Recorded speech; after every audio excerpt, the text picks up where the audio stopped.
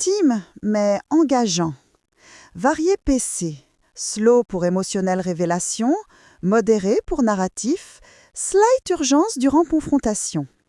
Et chaque section questions avec génuine curiosité, invitant réponse.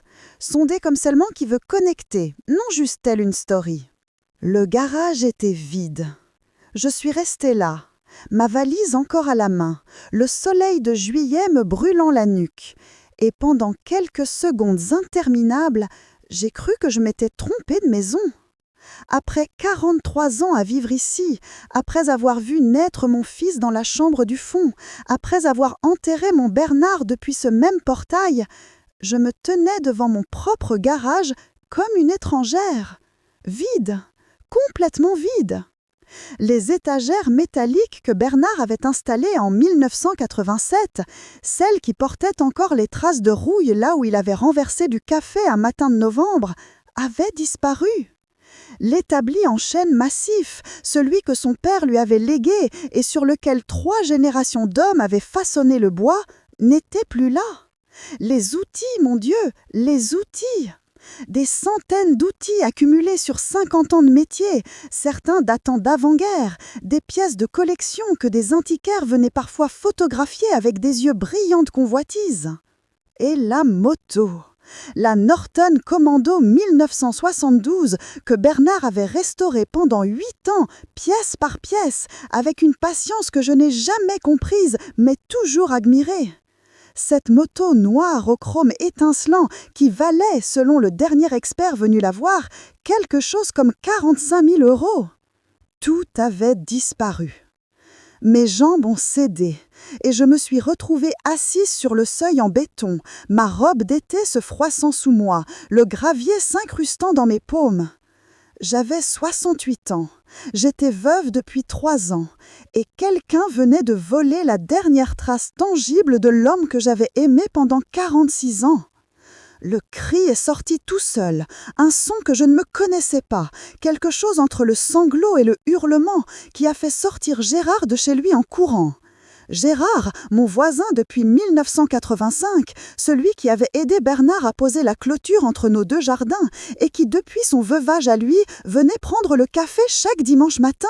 « Madeleine, qu'est-ce qui se passe ?» il a crié en traversant la pelouse. Je n'arrivais pas à parler. Je pointais simplement le garage du doigt, encore et encore, comme si ce geste allait faire réapparaître tout ce qui manquait. Gérard s'est arrêté net devant l'ouverture béante. Il a regardé. Il a compris. « Mon Dieu !» il a murmuré. « Mon Dieu, Madeleine !»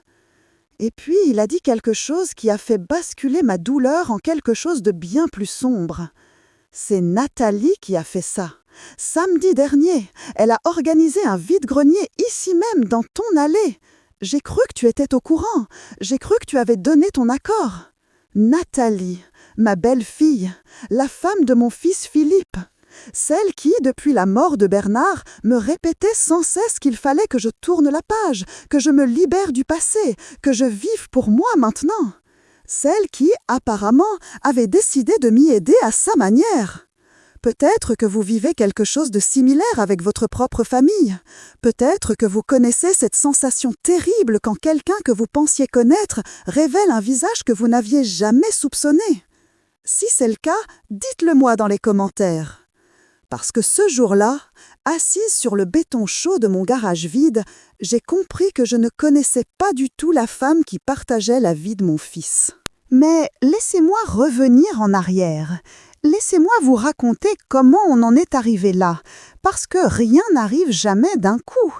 Les catastrophes, ça se construit, brique par brique, silence par silence, concession par concession. 3 ans plus tôt, Bernard est mort. Une crise cardiaque, un mardi matin de mars, alors qu'il travaillait dans ce même garage sur la Norton qu'il n'a jamais eu le temps de finir. Je préparais le café dans la cuisine quand j'ai entendu le bruit. Un bruit sourd, comme quelque chose de lourd qui tombe. J'ai d'abord pensé qu'il avait fait tomber une pièce. Bernard faisait toujours tomber des choses. Il avait les mains d'un artisan, précise quand il le fallait, mais maladroite dans le quotidien. Quand je suis arrivée dans le garage, il était allongé sur le sol en béton, les yeux ouverts, une clé à molette encore serrée dans sa main droite. J'ai su tout de suite. 46 ans de mariage vous apprennent à reconnaître la présence de l'autre. Et ce matin-là, Bernard n'était plus là.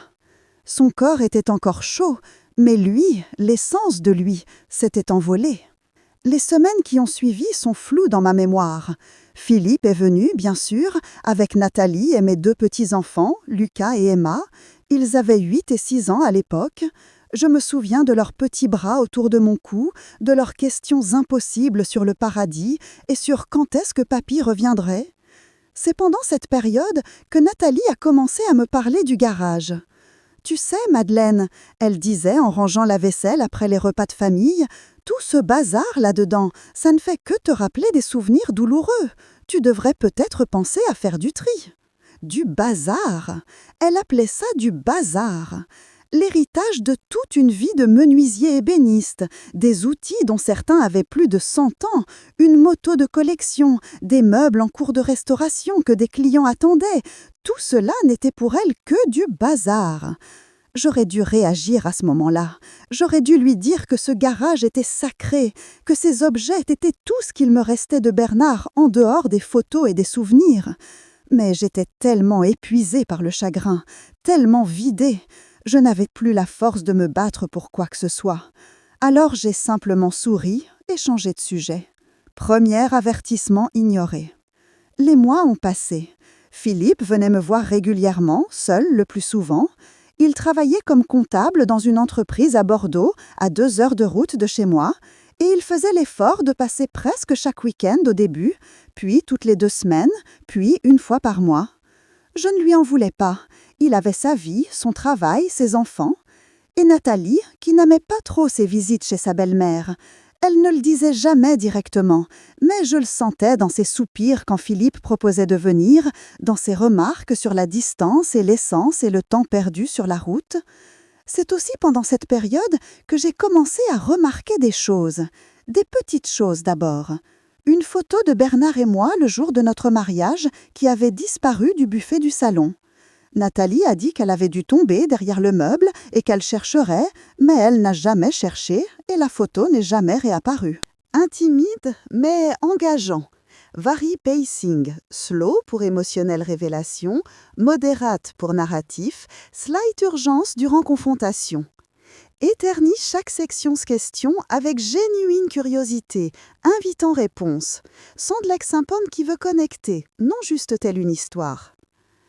La veste en cuir de Bernard que je gardais accrochée dans l'entrée, celle qui portait encore son odeur, un mélange de sciure de bois et d'huile de moteur et de son eau de Cologne bon marché. Un jour, elle n'était plus là. Quand j'ai demandé, Nathalie a eu ce petit rire condescendant qu'elle réservait à ce qu'elle appelait mes moments de confusion. « Mais Madeleine, tu l'as donné toi-même à la collecte de vêtements le mois dernier, tu ne t'en souviens pas ?» Je ne m'en souvenais pas, parce que je ne l'avais jamais fait. Mais à 65 ans, après un deuil majeur, on commence à douter de soi. On se demande si la mémoire ne joue pas des tours. On accepte des explications qui n'ont aucun sens, parce que l'alternative serait trop terrible à envisager. Vous voyez où je veux en venir, n'est-ce pas ? Peut-être que vous avez vécu ça vous aussi, cette manipulation subtile qui vous fait douter de votre propre réalité. Si c'est le cas, sachez que vous n'êtes pas seul. Et sachez surtout que votre mémoire n'est probablement pas aussi défaillante qu'on veut vous le faire croire. 1 an après la mort de Bernard, Nathalie a soulevé pour la première fois la question de la maison. On était tous attablés pour le déjeuner de Pâques. Les enfants jouaient dans le jardin avec le chien des voisins et Philippe découpait le gigot d'agneau avec application. Nathalie a reposé son verre de vin et m'a regardé avec ce qui ressemblait à de la compassion, mais qui, je le sais maintenant, était du calcul. « Madeleine, tu ne trouves pas que cette maison est devenue trop grande pour toi toute seule ? Tout cet entretien, le jardin, le garage, tu n'es plus toute jeune. Tu devrais peut-être penser à un appartement plus adapté. Quelque chose de moderne, sans escalier, avec des voisins proches en cas de besoin. » Philippe a levé les yeux de son découpage. Je l'ai vu froncer les sourcils. Et pendant un instant, j'ai cru qu'il allait défendre ma maison, notre maison familiale. Mais Nathalie a posé sa main sur la sienne et a ajouté rapidement que ce n'était qu'une suggestion, qu'on avait tout le temps d'y réfléchir, qu'elle se faisait juste du souci pour moi. Philippe s'est détendu, il a souri. Il a dit que Nathalie avait raison, qu'il fallait y penser, mais qu'il n'y avait pas d'urgence. Je n'ai rien dit. J'ai pris une bouchée de gigot qui avait soudain un goût de cendre dans ma bouche. Cette maison où Bernard et moi nous sommes installés 3 mois après notre mariage, en 1978. Cette maison où nous avons refait la cuisine nous-mêmes un été entier, Bernard construisant les placards pendant que je peignais les murs d'un jaune soleil que je regardais encore chaque matin. Cette maison où mon fils avait fait ses premiers pas dans le couloir, où il avait grandi, où il avait amené ses premières petites amies, et où il m'avait présenté Nathalie 12 ans plus tôt, avec des étoiles plein les yeux. Cette maison n'était pas à vendre, elle ne le serait jamais, pas tant que je serais vivante. Mais je n'ai pas dit ça non plus, j'ai juste souri et changé de sujet. Encore, 2e avertissement ignoré. Les choses se sont accélérées l'année suivante. Nathalie venait plus souvent, parfois même sans Philippe qui travaillait beaucoup. Elle disait qu'elle s'inquiétait pour moi, qu'elle voulait m'aider. Elle rangeait mes affaires sans me demander. Elle jetait des choses qu'elle jugeait inutiles. Elle parlait de plus en plus de la maison, de sa valeur immobilière, du marché qui était favorable en ce moment, de tout l'argent que je pourrais avoir pour profiter de ma retraite. Et elle parlait toujours du garage. Ce garage qui prenait de la place pour rien. Ce garage plein de vieilleries dont personne ne voulait. Ce garage qui devait valoir quelque chose si on le vidait et si on le convertissait en studio à louer. Un jour, je l'ai surprise dans le garage, justement. Elle était en train de fouiller dans les tiroirs de l'établi de Bernard, là où il rangeait ses papiers et ses plans et ses petits carnets où il notait tout, les mesures, les commandes, les idées. Elle a sursauté quand je suis entrée, et j'ai vu quelque chose passer dans ses yeux. De la culpabilité, peut-être, ou de la colère d'avoir été interrompue. « Je cherchais juste un tournevis », elle a dit, avec un sourire qui n'atteignait pas ses yeux.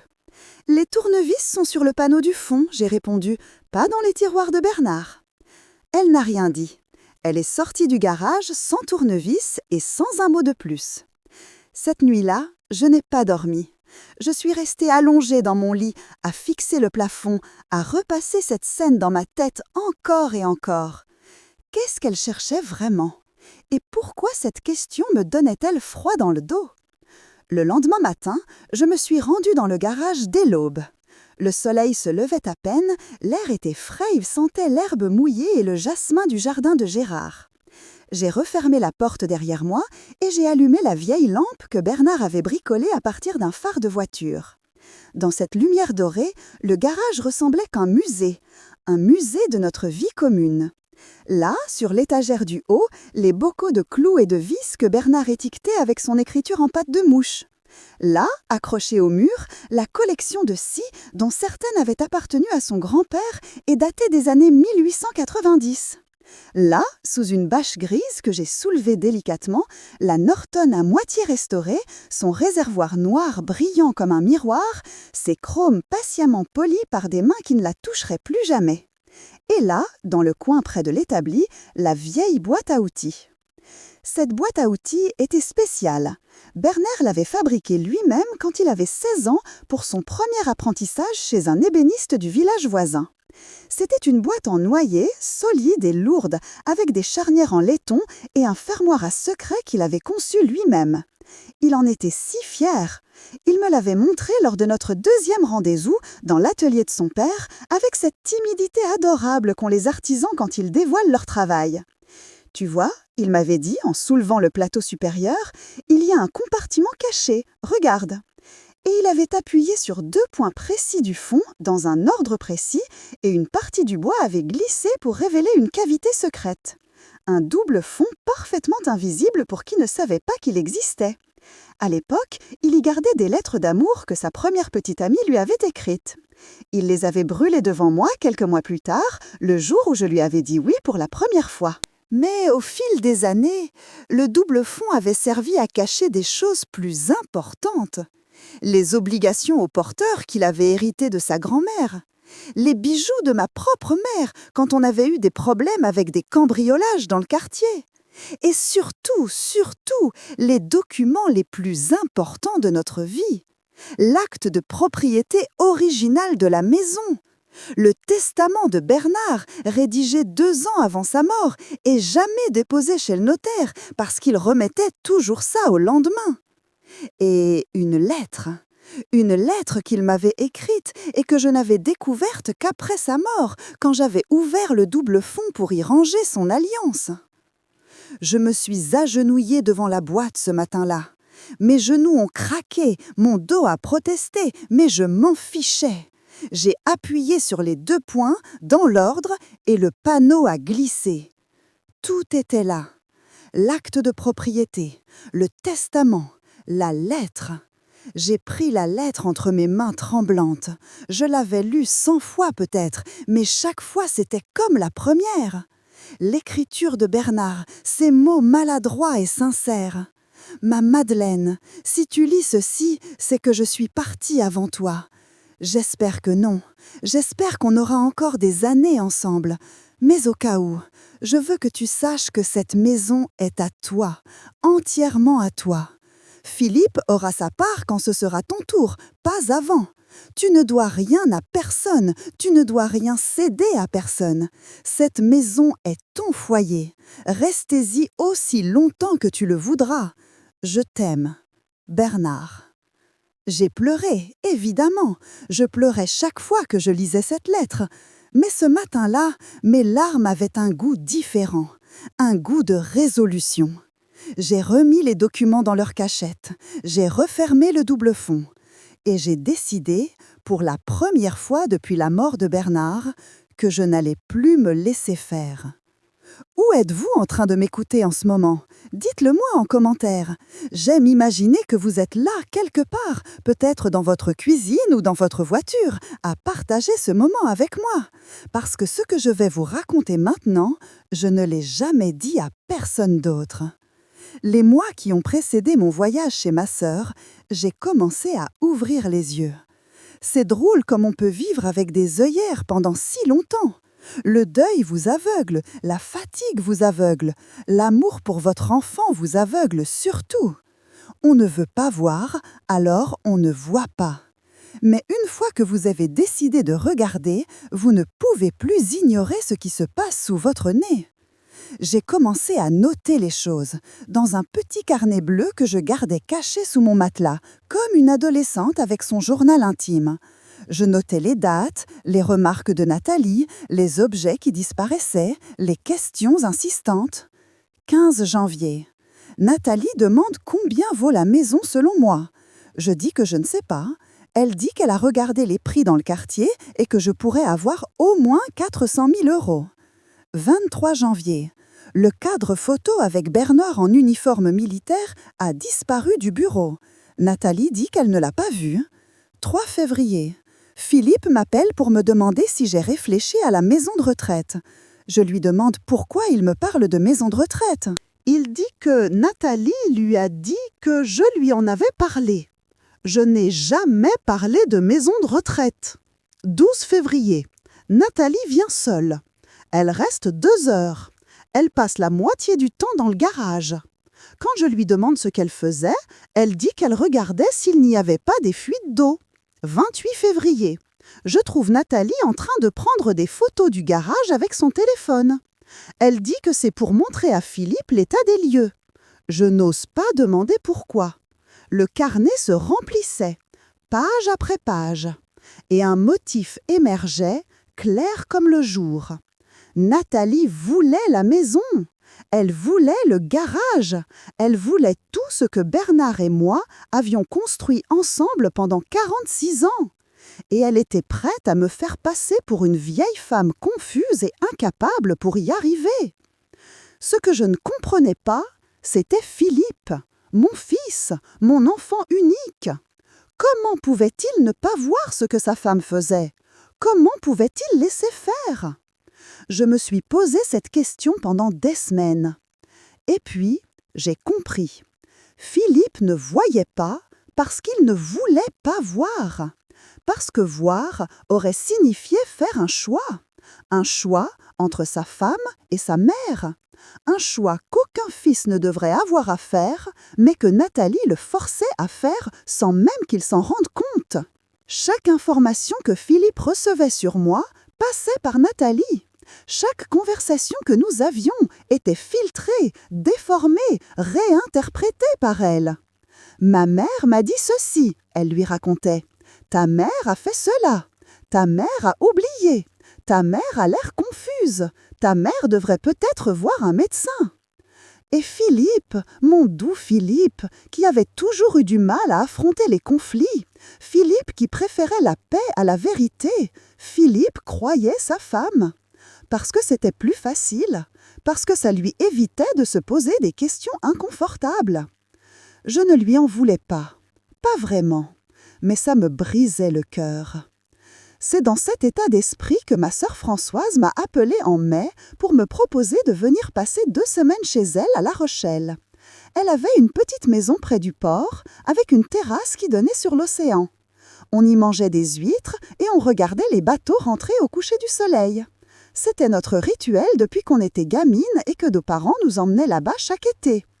J'ai dit oui immédiatement. J'avais besoin de prendre du recul, de respirer, de réfléchir à ce que j'allais faire. Avant de partir, j'ai pris quelques précautions. J'ai vérifié que les documents étaient toujours dans le double fond de la boîte à outils. J'ai photographié l'intérieur du garage avec mon vieux téléphone pour avoir une trace de tout ce qui s'y trouvait. Et j'ai dit à Gérard que je m'absentais en lui demandant de garder un œil sur la maison. Je n'ai pas prévenu Philippe, ni Nathalie. Je leur ai simplement dit, quelques jours avant mon départ, que j'allais peut-être aller voir Françoise bientôt. Peut-être. Je ne savais pas encore quand. Avec le recul, je me demande si ce n'était pas inconscient, si une partie de moi ne voulait pas voir ce qui se passerait en mon absence, si je ne tendais pas un piège sans le savoir. Ou peut-être que je le savais très bien. Les 2 semaines à La Rochelle ont été magnifiques. Intimes, mais engageants. Vari-PC, slow pour émotionnelle révélation, modérate pour narratif, slight urgence durant confrontation. Un de sections questions avec genuine curiosité, invitant réponse, sonde comme celle qui veut connecter, non juste tell in story. Françoise et moi avons ri, pleuré, parlé de tout et de rien. Je lui ai raconté mes inquiétudes concernant Nathalie et elle m'a écoutée sans me juger. Elle m'a dit que j'avais raison de me méfier. Elle m'a dit que j'étais plus forte que je ne le pensais. Elle m'a dit que Bernard serait fier de moi. Le dernier soir, sur la terrasse, alors que le soleil plongeait dans l'Atlantique en peignant le ciel de rose et d'or, elle m'a pris la main. « Quoi qu'il se passe quand tu rentreras, elle m'a dit, souviens-toi que tu n'es pas seule. Je suis là. Je serai toujours là. » Je l'ai serrée dans les bras sans rien dire. Je ne savais pas encore à quel point j'aurais besoin de ces mots dans les jours à venir. Et puis, je suis rentrée. Et j'ai trouvé le garage vide. On en revient au début de mon histoire, n'est-ce pas? À ce moment, sur le seuil du garage, avec Gérard qui me regardait avec des yeux horrifiés et qui me disait que c'était Nathalie qui avait fait ça. Qu'auriez-vous fait à ma place? Sincèrement, dites-le-moi dans les commentaires.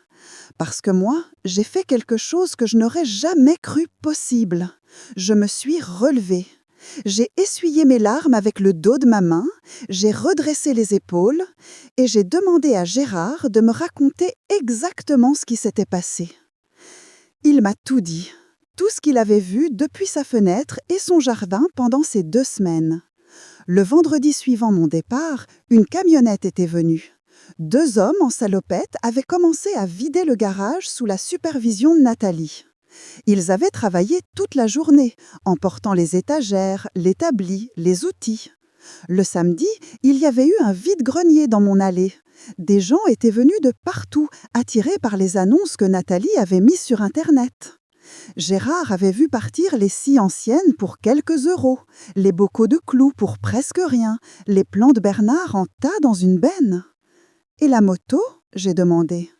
Gérard a secoué la tête. La moto, quelqu'un était venu la chercher le dimanche. Un homme avec une remorque. Il avait donné des billets à Nathalie, beaucoup de billets, et il était parti avec la Norton. La boîte à outils. Dis-moi que tu as vu ce qui est arrivé à la boîte à outils en Noyer. Gérard a réfléchi. Il s'est frotté le menton, comme il le faisait toujours quand il cherchait dans sa mémoire. La vieille boîte avec les charnières en cuivre. Nathalie l'a mise dans sa voiture, je l'ai vue faire. Elle l'a regardée comme si c'était un trésor. Un trésor. Elle ne savait pas à quel point elle avait raison. J'ai remercié Gérard. Je lui ai dit que j'avais besoin d'être seule, que j'allais m'en sortir, qu'il ne devait pas s'inquiéter. Et puis, je suis entrée dans ma maison, vide et silencieuse, et je me suis assise à la table de la cuisine. Il était presque 8 heures du soir. Le soleil d'été éclairait encore le plan de travail jaune que Bernard et moi avions posé ensemble. L'horloge au mur, celle que ma mère nous avait offerte pour notre premier anniversaire de mariage, faisait son tic-tac régulier. J'ai sorti mon téléphone. J'avais plusieurs messages de Nathalie, envoyés pendant mes 2 semaines d'absence. Le premier, 3 jours après mon départ. « J'espère que tu vas bien, Madeleine. Je suis passée à la maison arroser les plantes. » Le deuxième, 1 semaine plus tard. « J'ai fait un peu de rangement dans le garage. Tu avais raison, il était temps de faire du tri. Je suis sûre que Bernard aurait approuvé. » Le troisième, la veille de mon retour. « J'ai une surprise pour toi. Tu vas voir, tu vas pouvoir enfin tourner la page. J'ai hâte de te montrer. » Une surprise ? Elle appelait ça une surprise ? J'aurais dû appeler Philippe immédiatement. J'aurais dû hurler, pleurer, exiger des explications. Mais je n'ai rien fait de tout ça. À la place, j'ai préparé du thé. Je me suis assise près de la fenêtre et j'ai réfléchi. Nathalie avait la boîte à outils. Elle l'avait gardée pour elle, ce qui signifiait qu'elle pensait qu'elle avait de la valeur. Peut-être pour le bois, peut-être pour les charnières en laiton. Elle ne savait certainement pas ce qu'il y avait à l'intérieur. Le double fond, les documents, l'acte de propriété, le testament. Si elle découvrait le secret de la boîte, tout était perdu. Elle aurait le pouvoir de contester mes droits, de prétendre que Bernard avait voulu autre chose, de manipuler Philippe encore plus qu'elle ne le faisait déjà. Mais si elle ne le découvrait pas, si je récupérais cette boîte avant qu'elle ne comprenne, j'aurais la preuve définitive de mes droits sur cette maison, et j'aurais aussi la preuve de ce qu'elle avait fait. Cette nuit-là, je n'ai pas dormi. J'ai passé des heures à élaborer un plan qui devait être parfait, parce que je n'aurais pas de seconde chance. 2 jours plus tard, j'ai appelé Philippe le lundi matin, à une heure où je savais qu'il serait au bureau et que Nathalie serait seule à la maison avec les enfants. « Bonjour, mon chéri », j'ai dit d'une voix que j'ai essayé de garder normale. « Est-ce que Nathalie est là ? J'aimerais lui parler. » Philippe a paru surpris. D'habitude, je ne demandais jamais à parler à Nathalie en particulier. « Elle est à la maison ? Tu veux que je te donne son numéro direct ? » Non, non, je vais l'appeler sur le fixe. Je voulais juste m'assurer qu'elle serait là. J'ai raccroché avant qu'il ne pose des questions. Et puis, j'ai composé le numéro de la maison de mon fils. Nathalie a décroché à la 3e sonnerie. « Madeleine, quelle bonne surprise! Tu es rentrée de chez Françoise. » Sa voix était mielleuse, trop mielleuse. « Oui, je suis rentrée. J'ai vu ce que tu as fait au garage. » Il y a eu un silence, puis un petit rire nerveux. « Oh, ça! J'espère que tu n'es pas fâchée. C'était vraiment pour ton bien, tu sais. Tout ce bazar, ça t'empêchait d'avancer. Philippe était d'accord avec moi. On en avait parlé et... » Philippe était d'accord, bien sûr. Il trouvait aussi que tu t'accrochais trop au passé. On s'est dit que si tu voyais le garage vide, ça t'aiderait à tourner la page. Et puis, j'ai fait quelques sous avec le vide-grenier. Je les ai mis de côté pour toi. Des sous ? Elle avait vendu l'œuvre d'une vie pour quelques sous. J'ai pris une grande inspiration. J'ai pensé à Bernard. J'ai pensé à la lettre dans le double fond. Tu ne dois rien à personne. Tu ne dois rien céder à personne. J'ai une question, Nathalie. La vieille boîte à outils en noyer, celle qui était près de l'établi, qu'est-ce que tu en as fait ? Nouveau silence. plus long celui-ci. La boîte en bois? Je l'ai gardée. Elle est jolie. Je trouvais qu'elle ferait bien dans le salon. Pourquoi? J'aimerais la récupérer. C'était un cadeau de Bernard. Elle a une valeur sentimentale pour moi. J'ai entendu quelque chose dans sa voix qui ressemblait à de la méfiance. Juste cette boîte? Pas le reste? Juste cette boîte. Le reste, ce qui est fait, est fait. Mais la boîte, j'y tiens vraiment. Je l'ai entendu réfléchir à l'autre bout du fil. Je pouvais presque voir les rouages tourner dans sa tête. Pourquoi est-ce que je ne m'énervais pas? Pourquoi est-ce que je ne demandais pas de compte pour tout le reste? Il y avait forcément quelque chose avec cette boîte.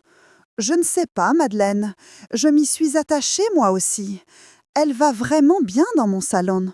S'il te plaît, j'ai dit, c'est tout ce que je te demande. Un soupir théâtral. Bon, d'accord, je te la rapporterai ce week-end quand on viendra te voir. Non, j'aimerais venir la chercher moi-même, demain, si ça ne te dérange pas. Nouveau silence, plus méfiant encore. Demain, tu veux faire 2 heures de route juste pour une boîte à outils?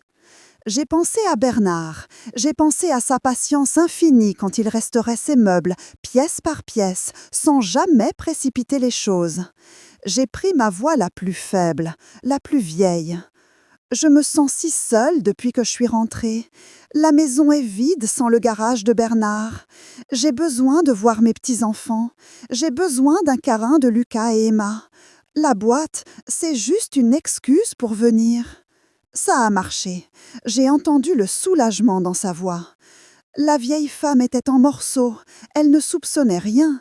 Elle voulait juste du réconfort. Bien sûr, Madeleine, viens demain. Je préparerai le déjeuner. Les enfants seront contents de te voir. J'ai raccroché. Et pour la première fois depuis des semaines, j'ai souri. Ce que je vous raconte peut sembler calculateur, peut-être même cruel. Mais qu'auriez-vous fait à ma place? Vraiment? Quand quelqu'un essaie de vous voler votre maison, votre héritage, la mémoire de l'homme que vous avez aimé, est-ce que vous restez les bras croisés? Est-ce que vous acceptez de vous faire dépouiller en souriant? Non, vous vous battez avec les armes que vous avez. Le lendemain matin, j'ai pris la route pour Bordeaux. C'était une journée magnifique de juillet. Le soleil tapait fort sur le pare-brise de ma vieille Peugeot 208 et la climatisation poussive ne suffisait pas à rafraîchir l'habitacle. Mais je m'en fichais. J'avais une mission. En chemin, je me suis arrêtée dans une petite ville dont je ne dirai pas le nom. J'avais rendez-vous avec quelqu'un. Maître Henriot était avocat, spécialisé en droit des successions. Je l'avais appelé la veille, sur les conseils de Gérard, qui connaissait sa réputation. Je lui avais tout expliqué au téléphone. Le garage, le vide-grenier, la moto, les outils, la belle-fille qui prétendait agir pour mon bien, et les documents dans la boîte à outils. Il m'a reçu dans son bureau au mur couvert de livres de droit. Un homme d'une 50aine d'années, cheveux grisonnants, lunettes rondes, regard vif. Il m'a fait asseoir et m'a offert un café, que j'ai accepté même si j'avais déjà les mains tremblantes. « Racontez-moi tout », il a dit, depuis le début. Je lui ai tout raconté. Le testament de Bernard, jamais déposé chez le notaire, mais parfaitement valide selon la loi. L'acte de propriété, qui prouvait que la maison était à mon nom et à mon nom seul depuis que nous avions remboursé le prêt en 2005. Les actions de Nathalie au fil des mois. Le garage vidé. Et le double fond de la boîte. Les documents cachés. La boîte que j'allais récupérer aujourd'hui même.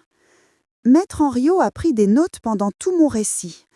Quand j'ai eu fini, il a posé son stylo et m'a regardé par-dessus ses lunettes. « Madame Forestier, ce que votre belle-fille a fait est grave.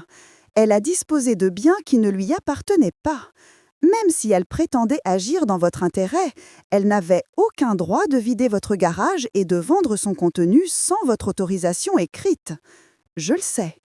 Si vous récupérez les documents dans cette boîte, vous aurez non seulement la preuve de vos droits sur la maison, mais aussi un levier pour exiger la restitution des objets vendus ou une compensation financière. C'est pour ça que je suis ici. » Il s'est penché vers moi. Mais je dois vous avertir. Si vous engagez une procédure légale contre votre belle-fille, cela aura des conséquences sur votre relation avec votre fils. Êtes-vous prête à ça? J'ai pensé à Philippe, mon garçon, mon bébé devenu homme. J'ai pensé au dimanche où il venait manger à la maison, au rire de Lucas et Emma dans le jardin, au repas de Noël autour de la grande table.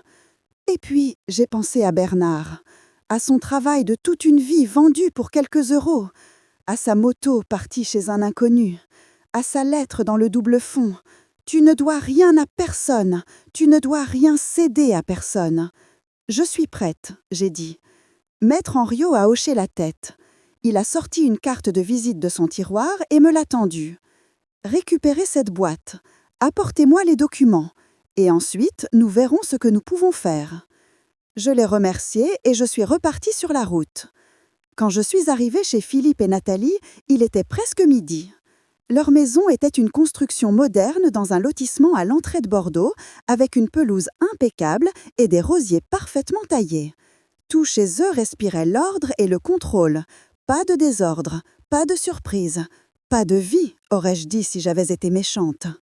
Nathalie m'a ouvert la porte avec son plus beau sourire. « Madeleine, entre! Lucas, Emma, mamie est là !» Les enfants ont dévalé les escaliers et se sont jetés dans mes bras.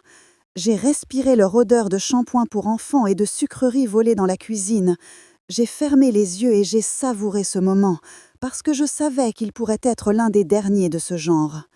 Philippe n'était pas là, au travail, comme d'habitude. Je préférais ça. Ce que j'avais à faire serait plus facile sans lui. Le déjeuner s'est passé dans une ambiance étrangement normale. Nathalie avait préparé du poulet rôti et une salade de tomates. Les enfants ont raconté leurs dernières aventures à l'école et en colonie de vacances. J'ai souri, j'ai écouté, j'ai posé des questions. J'ai joué le rôle de la grand-mère aimante et un peu gâteuse que Nathalie voulait que je sois. Mais je n'ai pas oublié pourquoi j'étais là. Après le dessert, j'ai demandé à voir la boîte à outils. Nathalie a eu un moment d'hésitation. Elle a regardé les enfants, puis moi, puis les enfants à nouveau. « Les enfants, allez jouer dans le jardin. Mamie et moi, on a des choses à se dire. » Lucas et Emma sont sortis en courant. Nathalie s'est levée et m'a fait signe de la suivre dans le salon. La boîte était là, sur une étagère près de la cheminée. Elle avait l'air incongrue dans cet intérieur moderne, comme une relique d'un autre temps. Ce qu'elle était, bien sûr. « Elle est belle, n'est-ce pas ?» a dit Nathalie en la prenant délicatement. « Le bois est magnifique. C'est du noyer, non ?»« Oui, Bernard l'a fabriqué quand il avait 16 ans. » Elle l'a retourné dans ses mains, examinant les charnières, le fermoir, les courbes du bois. J'ai senti mon cœur s'accélérer. « Tu sais, Madeleine, j'ai essayé de l'ouvrir, mais le fermoir est bloqué. Tu sais comment ça marche ?» J'ai pris la boîte de ses mains. Mes doigts ont retrouvé naturellement leur place sur le mécanisme que Bernard m'avait montré des centaines de fois. Il faut appuyer ici et tourner là, comme ça. La boîte s'est ouverte, révélant le premier niveau avec quelques vieux outils rouillés que Bernard avait laissés là par nostalgie. Nathalie a regardé à l'intérieur avec une expression déçue. « Ce n'est que ça, des vieux trucs rouillés. J'espérais qu'il y aurait quelque chose de valeur. » Elle n'avait pas trouvé le double fond. Elle ne savait même pas qu'il existait. Non, juste des souvenirs. Mais c'est exactement ce que je cherchais. J'ai refermé la boîte et je l'ai serrée contre moi. « Merci, Nathalie. Je vais y aller maintenant. J'ai une longue route. »« Déjà ? Mais Philippe voulait te voir. Il rentre dans 1 heure. »« Non, vraiment, je préfère partir avant les embouteillages. » Elle m'a regardé bizarrement, mais n'a pas insisté. Je pense qu'au fond d'elle, elle était soulagée de me voir partir si vite, sans scène, sans reproche, sans rien de ce qu'elle avait peut-être craint. Je l'ai embrassée sur les joues, j'ai fait des câlins aux enfants et je suis remontée dans ma voiture avec la boîte à outils de Bernard sur le siège passager. Ce n'est qu'une fois sur l'autoroute, à une bonne 30aine de kilomètres de Bordeaux, que je me suis arrêtée sur une aire de repos. J'ai coupé le moteur, j'ai pris la boîte sur mes genoux et j'ai ouvert le double fond. Les documents étaient là, intacts, l'acte de propriété, le testament de Bernard et sa lettre. J'ai pleuré, de soulagement, de chagrin, de tout ce que cette boîte représentait. Et puis, j'ai repris la route. 3 semaines plus tard, j'étais assise dans le bureau de Maître Henry avec les documents étalés devant nous. Il les avait examinés minutieusement, avait fait des copies certifiées et m'avait expliqué mes options. Option 1. Je pouvais porter plainte contre Nathalie pour abus de confiance et vol. Les photos que j'avais prises du garage avant mon départ, combinées aux témoignages de Gérard et aux annonces du vide-grenier encore visibles sur Internet, constituaient un dossier solide. Option 2. Je pouvais exiger une médiation familiale, où Nathalie serait confrontée à ses actes en présence d'un médiateur professionnel. Elle serait alors obligée soit de restituer les objets vendus, soit de les rembourser à leur valeur réelle. Option 3. Je pouvais combiner les deux en commençant par la médiation et en gardant la plainte comme moyen de pression. J'ai choisi l'option 3. La lettre que Maître Henriot a envoyée à Nathalie était un chef-d'œuvre de langage juridique. Elle exposait les faits, elle citait les articles de loi pertinents, elle mentionnait les preuves en notre possession. Et elle demandait une réunion de médiation dans les 15 jours, faute de quoi une procédure judiciaire serait engagée.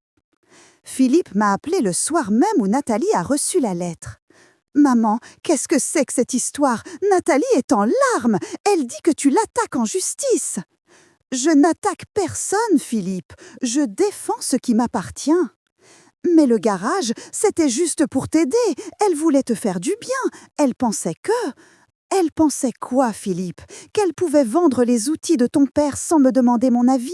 Qu'elle pouvait se débarrasser de sa moto de collection pour quelques milliers d'euros? Qu'elle pouvait effacer 50 ans de sa vie comme si ça n'avait jamais existé? Il y a eu un long silence à l'autre bout du fil. La moto de papa valait combien, tu as dit? Un expert l'avait estimée à 45 000 € il y a 2 ans. Nathalie l'a vendue pour combien, à ton avis?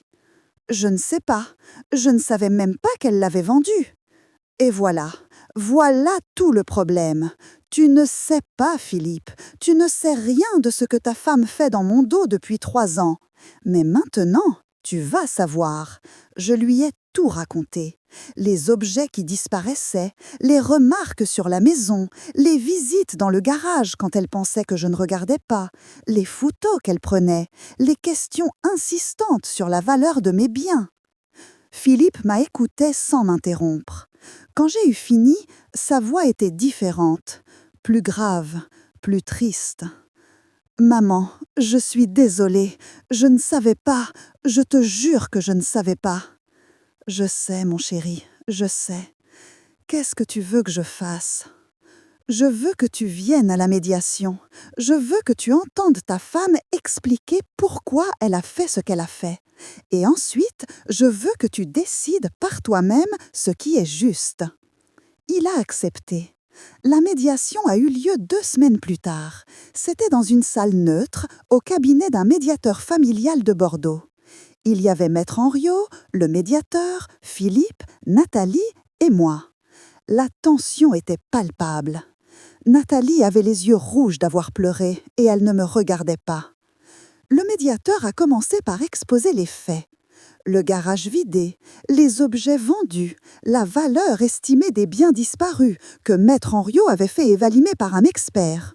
Le total s'élevait à un peu plus de 68 000 €. Nathalie a blêmi en entendant ce chiffre. 68 000, c'est impossible. J'ai récupéré à peine 3 000 € avec le vide-grenier. Parce que vous avez vendu des antiquités à des prix dérisoires, a répondu Maître Henriot. Les scies du 19e siècle que vous avez vendues 50 € pièce en valaient 2 000 chacune. L'établi en chêne que vous avez donné pour 20 € aurait trouvé preneur à 3 000 dans une vente spécialisée. Et la moto? Nathalie a levé les mains. « D'accord, j'ai fait une erreur, je m'en excuse, mais je ne pensais pas à mal, je voulais vraiment aider Madeleine à tourner la page. » Le médiateur s'est tourné vers moi. « Madame Forestier, qu'attendez-vous de cette médiation ?» J'ai regardé Nathalie. J'ai regardé Philippe, dont le visage était un masque de confusion et de douleur. Et j'ai pris ma décision. Je ne veux pas d'argent. Je ne veux pas porter plainte. Ce que je veux, c'est la vérité. Je veux que Nathalie reconnaisse qu'elle n'a pas fait ça pour m'aider. Je veux qu'elle reconnaisse qu'elle voulait me pousser à vendre ma maison. Et je veux qu'elle s'engage, devant témoins, à ne plus jamais intervenir dans mes affaires sans mon consentement explicite. Le silence qui a suivi était assourdissant. Nathalie a ouvert la bouche pour protester, mais Philippe l'a arrêtée d'un geste. « Tais-toi, Nathalie. Pour une fois, tais-toi et écoute. » Il s'est tourné vers moi. « Maman, tu as raison. J'ai fermé les yeux sur trop de choses. Je t'ai laissée seule face à tout ça parce que c'était plus facile pour moi. Je suis désolée. » Et puis il s'est tourné vers sa femme. « Nathalie, est-ce que c'est vrai? Est-ce que tu as fait tout ça pour récupérer la maison de ma mère ?» Elle n'a pas répondu, mais son silence était éloquent. Philippe s'est levé. « Je crois qu'on a besoin de temps. Toi et moi, Nathalie, on a beaucoup de choses à discuter. » Ils sont partis ensemble, laissant Maître Henriot, le médiateur, et moi dans la salle silencieuse. « Je crois que vous avez obtenu ce que vous vouliez, » m'a dit Maître Henriot avec un sourire discret. J'ai hoché la tête. Mais en vérité, je n'avais rien obtenu du tout. J'avais peut-être gagné une bataille, mais à quel prix? 6 mois plus tard, l'automne était arrivé, puis l'hiver, puis un nouveau printemps. Les saisons avaient passé comme elles passent toujours, indifférentes aux drames humains. Philippe et Nathalie n'avaient pas divorcé, pas encore en tout cas. Mais quelque chose s'était brisé entre eux ce jour-là, dans la salle de médiation, quelque chose qui ne se réparerait peut-être jamais. Philippe venait me voir plus souvent maintenant, seul le plus souvent. Il restait des heures à parler, à me raconter ses doutes, ses peurs, ses regrets. Il me disait qu'il ne savait plus qui était sa femme, qu'il se demandait si leur mariage avait jamais été ce qu'il croyait. Je l'écoutais sans juger. C'était mon fils, je l'aimerais toujours, quoi qu'il arrive. Nathalie avait fini par retrouver l'acheteur de la moto. Après des semaines de recherche et de négociations, et sous la menace d'une procédure judiciaire, elle avait réussi à la racheter pour 30 000 €, une fortune qu'elle avait dû emprunter à ses propres parents. La Norton était de retour dans mon garage, même si le garage lui-même n'était plus que l'ombre de ce qu'il avait été. Les outils, eux, étaient perdus à jamais, dispersés aux 4 vents, dans les greniers et les caves de dizaines d'inconnus qui ne sauraient jamais qu'ils possédaient des pièces d'histoire. J'avais fait mon deuil de ces objets. C'était douloureux, mais j'avais appris depuis longtemps que les choses matérielles ne sont que des choses. Ce qui compte vraiment, ce sont les souvenirs qu'on garde dans son cœur. Gérard m'avait aidé à réaménager le garage. On avait installé de nouvelles étagères, pas aussi belles que les anciennes, mais fonctionnelles. Un nouvel établi, acheté dans un vide-grenier ironiquement, qui avait son propre caractère. Et dans un coin, sous une bâche propre, la Norton attendait patiemment que quelqu'un finisse le travail que Bernard avait commencé. Ce quelqu'un, c'était Lucas. Mon petit-fils avait 11 ans maintenant et il s'était découvert une passion pour la mécanique. Chaque week-end où il venait me voir, il passait des heures dans le garage, les mains pleines de cambouis, à poser des questions sur son grand-père qu'il n'avait pas assez connu. C'était quoi son outil préféré, mamie? Un tournevis à manche en bois de rose. Il l'avait depuis qu'il avait 20 ans. Il disait que c'était son porte-bonheur. Et la moto, pourquoi il l'aimait autant? Parce qu'elle lui rappelait sa jeunesse. Il en avait eu une pareille quand il avait ton âge, tu sais. Enfin, un peu plus vieux, 18 ans. C'était sa première vraie moto. Tu crois qu'il serait content que je la répare? Je crois qu'il serait le plus fier des grands-pères du monde. Je regardais Lucas travailler et je voyais Bernard. Les mêmes gestes précis, la même concentration, le même amour du travail bien fait. L'héritage se transmettait d'une façon que Nathalie n'avait pas prévue et qu'elle ne pourrait jamais voler. Vous savez, il y a des moments dans la vie où on se demande si tout ce qu'on a traversé en valait la peine. Des moments où la fatigue et le chagrin prennent le dessus, où on aimerait juste baisser les bras et laisser les autres gagner. Mais ensuite, il y a des moments comme celui-ci. un petit-fils dans le garage de son grand-père, apprenant un métier que personne ne lui enseigne à l'école. Une moto qui reprend vie sous des mains jeunes et enthousiastes. Une maison qui reste debout, solide, remplie de souvenirs et d'amour. Ces moments-là, ils valent tous les combats du monde. 1 an plus tard, c'était un dimanche de juillet, exactement 2 ans après le jour où j'avais trouvé le garage vide. Le soleil tapait fort sur la cour et l'air sentait le jasmin du jardin de Gérard et le barbecue que Philippe préparait près de la terrasse. Lucas était dans le garage, évidemment. Il y passait tellement de temps maintenant que j'avais fini par y installer un vieux canapé et une petite radio pour qu'il soit plus confortable. Enna, sa sœur, préférait rester avec moi dans la cuisine à préparer des tartes aux fruits du jardin. Nathalie n'était pas là, elle ne venait plus depuis la médiation. Philippe avait dit qu'elle avait besoin de temps, et j'avais accepté ça. Je n'avais pas besoin de sa présence pour être heureuse. J'avais mes petits-enfants, mon fils, mes voisins, ma sœur Françoise qui venait de temps en temps de La Rochelle. J'avais ma vie. L'après-midi, après le repas, Lucas m'a prise par la main et m'a entraînée vers le garage. « Viens, mamie, j'ai quelque chose à te montrer. » Il a ouvert la grande porte et m'a fait entrer. Et là, au milieu du garage, la Norton se tenait fièrement sur ses 2 roues. Elle était finie, entièrement restaurée, noire et brillante, les chromes étincelants, le moteur ronronnant doucement comme un chat satisfait. « J'ai fait les dernières retouches ce matin, » a dit Lucas avec un sourire jusqu'aux oreilles. « Tu veux l'essayer ?» J'ai ri, un vrai rire, le premier depuis longtemps peut-être. « Mon chéri, je n'ai jamais su conduire une moto de ma vie, et je ne suis pas sûre que ce soit le moment de commencer. Mais on peut la faire tourner, non? Juste pour entendre le bruit ?» Lucas a tourné la clé, a donné un coup de kick et le moteur s'est réveillé. Ce son, ce grondement sourd et puissant que Bernard aimait tant. Je l'avais entendu 1000 fois résonner dans ce garage, et chaque fois, Bernard avait ce sourire de gamin qui a réussi quelque chose d'impossible. Ce jour-là, c'était Lucas qui avait ce sourire. Philippe nous a rejoints dans le garage. Il s'est arrêté sur le seuil, les bras croisés, et il a regardé son fils et la moto de son père.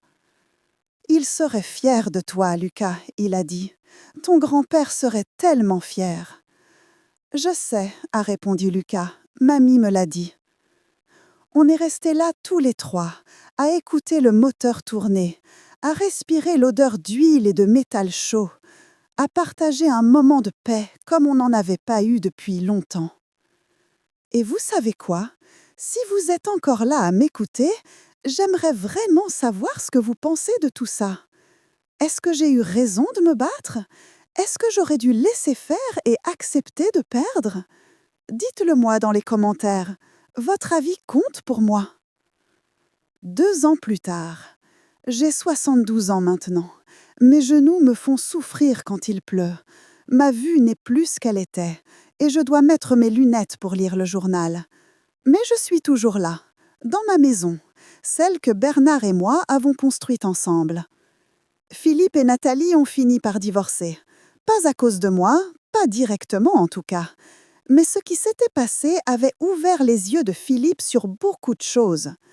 Il avait commencé à voir d'autres comportements qu'il avait ignorés jusque-là, d'autres manipulations, d'autres mensonges. La séparation a été difficile, surtout pour Lucas et Emma. Mais les enfants sont plus résilients qu'on ne le croit. Ils partagent leur temps entre leurs 2 parents maintenant, et quand ils sont chez Philippe, ils viennent souvent me voir. Le garage est devenu leur refuge autant que le mien. Nathalie s'est remariée l'année dernière, un homme d'affaires de Lyon, plus riche que Philippe ne le saura jamais.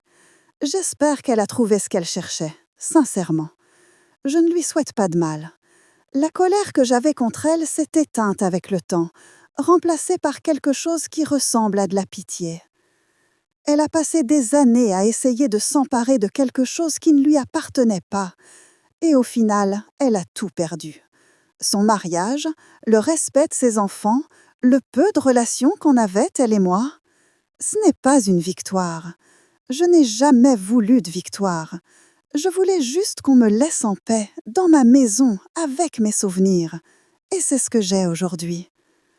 La boîte à outils de Bernard est toujours dans le garage. Elle est posée sur le nouvel établi, à côté des quelques outils que Lucas et moi avons réussi à retrouver, dans des brocantes et des ventes aux enchères. Le double fond est vide maintenant. Les documents sont en sécurité chez le notaire, comme ils auraient dû l'être depuis le début. Mais je garde la boîte, pour ce qu'elle représente, pour ce qu'elle m'a permis de sauver. Il y a quelques semaines, Lucas est venu me voir avec une lueur particulière dans les yeux. Il avait 17 ans, il venait d'avoir son permis moto et il avait une question à me poser. « Mamie, tu crois que je pourrais conduire la Norton juste une fois pour voir ce que ça fait ?» J'ai regardé ce jeune homme qui ressemblait tellement à son grand-père. Grand et mince, les mains calleuses de quelqu'un qui travaille avec elle, les yeux brillants de curiosité et de passion. J'ai pensé à Bernard, à ce qu'il aurait dit, à ce qu'il aurait voulu. « La clé est dans le tiroir de l'établi, » j'ai répondu. « Celle avec le porte-clés en cuir. Ton grand-père l'avait fait lui-même. » Lucas a trouvé la clé. Il a enfilé le vieux blouson de cuir de Bernard que j'avais récupéré dans les affaires de Philippe. Il a mis le casque que j'avais acheté exprès, un casque moderne et sûr, pas comme ceux qu'on portait dans notre temps. Et puis il a enfourché la Norton. Le moteur s'est réveillé sous ses mains, puissant et docile à la fois. Lucas a passé la première, a relâché l'embrayage et la moto s'est élancée dans l'allée, puis dans la rue, puis hors de ma vue. Je suis restée sur le seuil du garage, les bras croisés sur ma poitrine, à attendre. Gérard est sorti de chez lui et m'a rejointe. « C'est le petit qui conduit la Norton ?» ?»« Oui. » Bernard aurait aimé ça. Je sais. On est restés là en silence, deux vieux voisins qui en avaient vu de toutes les couleurs, à attendre le retour d'un jeune homme sur une vieille moto. Lucas est revenu une demi-heure plus tard. Il avait les joues rouges et les yeux brillants, et il souriait d'un sourire que je connaissais par cœur. « Mamie, c'était incroyable! Je comprends pourquoi papy aimait cette moto. » « Je comprends aussi, » j'ai dit. Et c'était vrai. Pour la première fois peut-être, je comprenais vraiment. Ce n'était pas la moto elle-même qui comptait, c'était ce qu'elle représentait. La liberté, la passion, le travail bien fait, l'héritage transmis d'une génération à l'autre. Bernard aurait été fier. Je termine mon histoire ici, je pense. Non pas parce qu'elle est finie, mais parce que la suite ne m'appartient plus. Elle appartient à Lucas, à Emma et à Philippe et à tous ceux qui viendront après eux. Ma maison est toujours debout. Mon garage est plein de nouveau, pas comme avant, mais plein quand même. Et la Norton attend dans son coin, prête à reprendre la route avec une nouvelle génération. Ce n'est pas la fin que j'avais imaginée il y a 4 ans quand j'ai trouvé le garage vide et le cœur brisé. Ce n'est pas non plus le happy ending parfait qu'on voit dans les films. C'est juste la vie, ma vie, avec ses hauts et ses bas, ses victoires et ses défaites, ses moments de désespoir et ses éclairs de bonheur. Si vous avez écouté jusqu'ici, merci, vraiment. Merci de m'avoir accompagnée dans ce voyage. Merci d'avoir partagé ma colère, ma tristesse et ma joie. Et si vous avez quelque chose à dire, un commentaire, une question, une histoire similaire à partager, je suis là, je vous écoute. Parce que c'est ça, au fond, qui nous garde vivants. Les histoires qu'on raconte, les histoires qu'on écoute, les liens qu'on tisse avec des inconnus qui deviennent, l'espace d'un instant, un peu moins inconnus. Je m'appelle Madeleine, j'ai 72 ans, je suis veuve, grand-mère et gardienne d'un garage qui a failli disparaître. Et je suis toujours là, 3 ans plus tard, le dernier chapitre. J'ai 75 ans aujourd'hui. Françoise est venue de La Rochelle comme occasion. Elle a apporté des huîtres et une bouteille de champagne, comme quand on était gamine et qu'on fêtait les anniversaires en cachette de nos parents. Gérard est là aussi, avec sa compagne Micheline qu'il a rencontrée l'année dernière dans un club de randonnée. Philippe et les enfants sont arrivés ce matin, les bras chargés de cadeaux que je leur avais dit de ne pas apporter, mais qu'ils ont apportés quand même. On est tous autour de la grande table du jardin, celle où Bernard et moi avons partagé des milliers de repas. Le soleil de juillet tape fort, mais on a installé un parasol et la brise apporte l'odeur du jasmin de chez Gérard. Lucas a 19 ans maintenant. Il étudie la mécanique dans une école technique et ses professeurs disent qu'il a un don. Emma a 17 ans et rêve de devenir avocate. Je lui ai dit qu'elle devrait parler à Maître Henriot, qui prend sa retraite l'année prochaine, mais qui serait ravi de conseiller une jeune fille aussi déterminée. Philippe s'est remarié il y a 2 ans. Une femme douce et gentille, Sylvie, qui travaille dans une bibliothèque et qui aime les livres autant que moi. Elle ne ressemble pas du tout à Nathalie, et c'est peut-être pour ça que je l'aime déjà. Après le repas, Lucas s'est levé et a fait signe à tout le monde de le suivre jusqu'au garage. « J'ai quelque chose à montrer à mamie », il a dit. On a traversé le jardin en file indienne, comme une petite procession. Gérard tenait le bras de Micheline, Philippe marchait à côté de Sylvie et Françoise me donnait la main comme quand on était petite.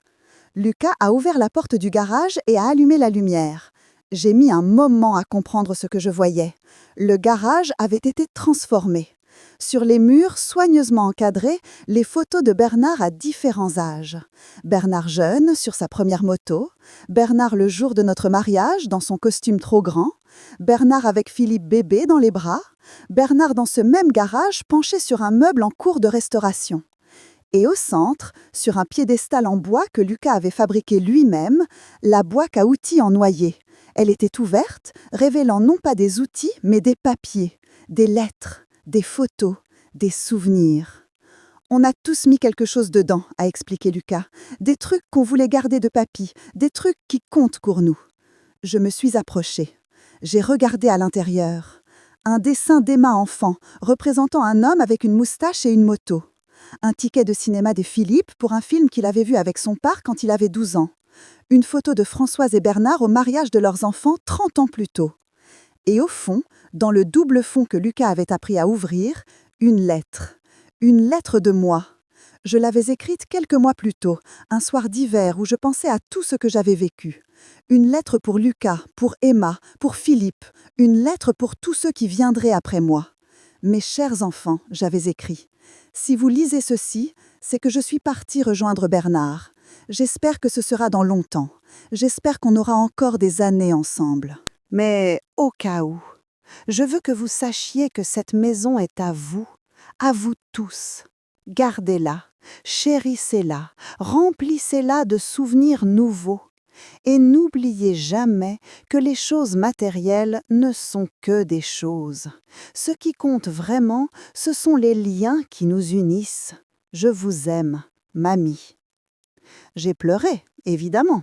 J'ai pleuré comme je pleurais chaque fois que quelque chose de beau me touchait le cœur. Mais cette fois, mes larmes avaient un goût de bonheur, de gratitude, de paix. Lucas m'a prise dans ses bras. « Joyeux anniversaire, mamie. Merci, mon chéri. Merci pour tout. » On est resté longtemps dans ce garage ce jour-là. On a regardé les photos, lu les lettres, partagé les souvenirs. On a ri et pleuré et ri encore. Et quand le soleil a commencé à descendre, on est sorti dans le jardin pour regarder le ciel se colorer de rose et d'or. Ce soir-là, avant d'aller me coucher, j'ai fait une dernière chose. Je suis retournée dans le garage, seule cette fois. J'ai allumé la vieille lampe que Bernard avait bricolée. J'ai regardé les photos sur les murs, la boîte à outils sur son piédestal, la Norton dans son coin.